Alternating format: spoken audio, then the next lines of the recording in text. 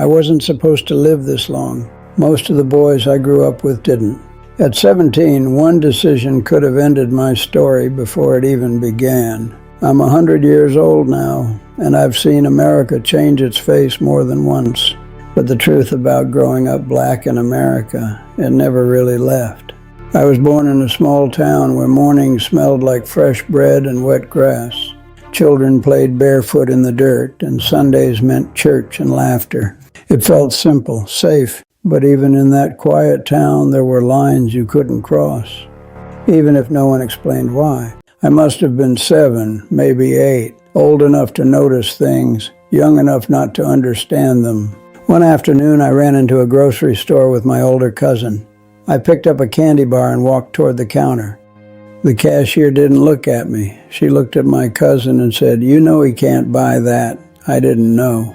On the way home I kept quiet, but that night at dinner I asked my father why the lady talked like that. The room went still. My mother stopped chewing. My father didn't answer right away. Instead, he stood up, locked the front door, and pulled the curtains closed like I had asked something dangerous. Then he sat across from me and said, "Son, the world sees you before it hears you." That was the first time I saw fear in my father's eyes.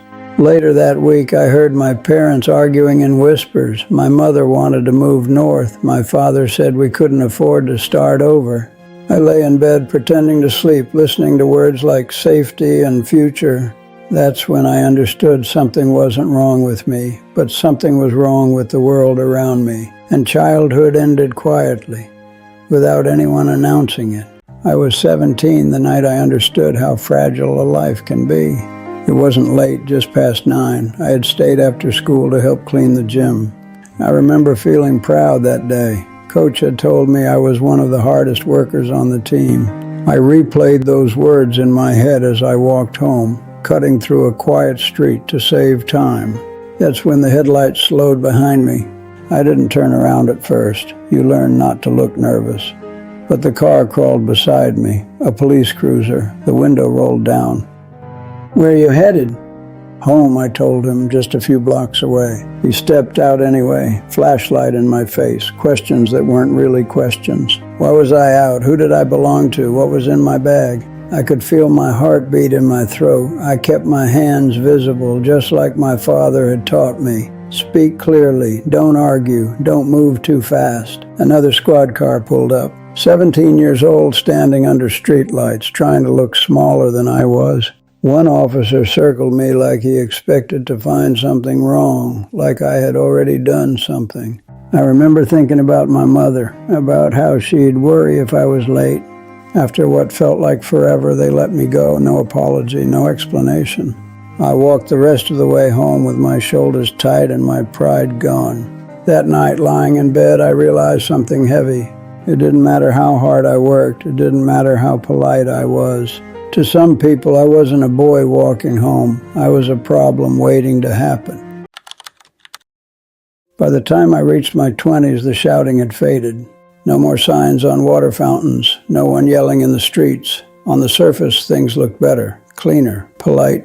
But that's when I learned something harder to fight: silence. I wore my best suit to every job interview. Pressed shirt, shined shoes, firm handshake.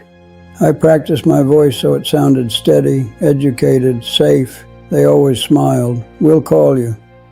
Most of the time they didn't. Once a manager leaned back in his chair and said, "You're very articulate." He meant it as a compliment. I nodded. But on the walk home, that word stayed with me, articulate, as if he expected something else.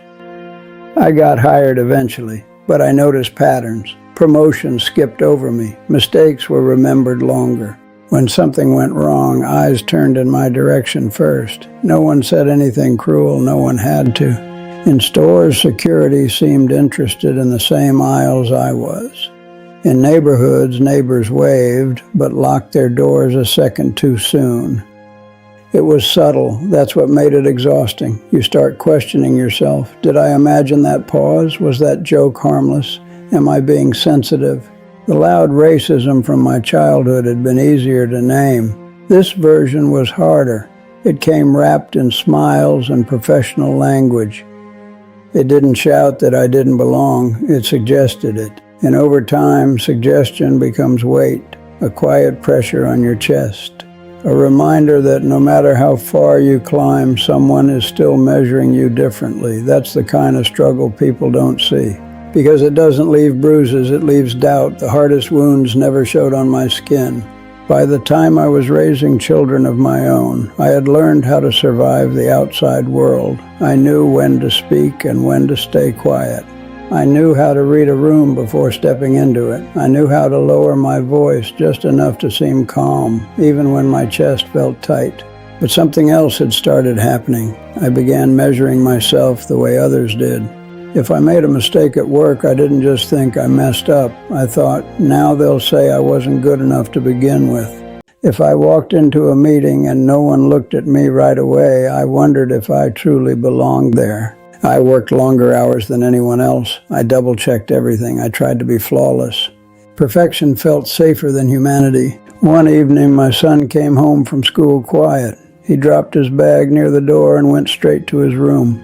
I followed him a few minutes later. He was sitting on the bed, staring at the floor.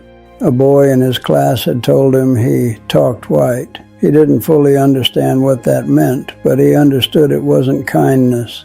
He asked me a simple question, "Dad, am I different in a bad way?" That question hit harder than anything I had faced at 17, because I heard my own childhood in his voice. I sat beside him and told him he was smart, strong, capable. I told him he could be anything. But later that night, after everyone was asleep, I sat alone in the kitchen and asked myself something I had never admitted out loud. Did I believe that about myself? Racism had changed forms over the decades. It no longer blocked doors as openly. It no longer announced itself with signs and shouting. Instead, it whispered. It whispered in performance reviews. It whispered in news headlines. It whispered in the way strangers clutched their purses. And over time, if you're not careful, those whispers become your inner voice. You begin shrinking your dreams before anyone else can. You prepare for rejection before it happens. You laugh at jokes that sting just to keep the peace. That's the damage people don't talk about. Not the broken bones, not the bruises. The slow erosion of confidence. The constant calculation before every move. The fear of confirming someone else's prejudice. By the time I reached middle age, I had built a good life, a home, a career, a family that loved me. But inside, there was always a small part of me scanning the room, asking one quiet question, am I safe here? When you live like that for decades, it changes you, not loudly, but deeply. There's something people don't like to admit. Racism didn't disappear, it adapted. When I was young, it was easy to point at. There were signs, there were laws, there were words spoken loudly enough that nobody could pretend they didn't hear them. Today, it's harder to prove, harder to name, and that makes it more complicated. Because when something becomes subtle, people begin to doubt it exists at all. I've lived long enough to watch the language change, the systems change, the headlines change. But I've also watched the patterns stay strangely familiar. Opportunity still feels uneven. Suspicion still lingers in certain rooms. The benefit of the doubt still doesn't fall the same way. And here's the truth no one says out loud. It's exhausting to constantly prove you deserve to be where you already earned the right to stand. It's exhausting to remain calm when you feel misjudged. It's exhausting to explain experiences that others insist aren't real. Sometimes the hardest part isn't the discrimination itself, it's the denial of it. When someone says, that doesn't happen anymore, what they're really saying is, I don't see it. But not seeing something doesn't mean it's gone. It just means you aren't the one carrying it. I've also learned another uncomfortable truth. Not all racism is loud anger. Sometimes it's distance. Sometimes it's lower expectations. Sometimes it's surprise when you succeed. And sometimes it's silence in moments when a voice would have mattered. But here's what I've come to understand after 100 years. Bitterness will age you faster than time ever could. I had to make a decision at some point in my life. I could let resentment shape me, or I could let resilience define me. It doesn't mean ignoring injustice. It doesn't mean pretending everything is equal. It means choosing not to let hatred rewrite your spirit. I've seen progress, real progress. I've seen doors open that were once sealed shut. I've seen conversations happen that would have been impossible decades ago, but progress is not perfection, and pretending we've arrived only slows us down. If you really want to understand the truth about growing up black in America, don't just study the laws or the protests. Study the quiet strength it took to wake up every morning and move forward anyway. Study the discipline it took to respond with dignity. Study the courage it took to believe in a future that didn't always believe in you. I'm 100 years old.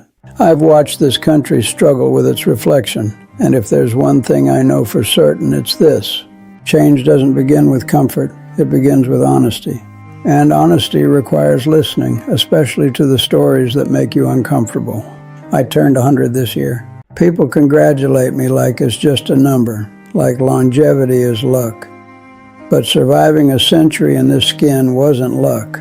It was discipline, it was restraint, it was learning when to stand tall and when to walk away. I've buried friends who never got the chance to grow old. I've watched laws change, I've watched faces and power change, I've even watched neighbors change. But here's the part that matters most. I didn't survive because the world became gentle. I survived because I refused to let it make me hard. That's the twist nobody talks about. Growing up black in America didn't just teach me about injustice. It taught me control. It taught me awareness. It taught me strength I didn't know I had. But it also cost something. It cost innocence. It cost ease. It cost the freedom to move through life without calculation. And that's the warning. Progress is real, but it is fragile. Dignity must be protected. History must be remembered. Because when people grow comfortable, they grow forgetful. And forgetting is dangerous. If you're watching me right now, understand this. The story isn't about anger, it's about endurance. It's about what people had to become in order to survive. I made it to 100, not because the road was smooth, but because I kept walking. And if there's hope in my story, it's this. The next generation shouldn't have to be this strong just to feel safe. That's the future worth fighting for. Now, the question isn't what I survived. The question is what you will choose to build.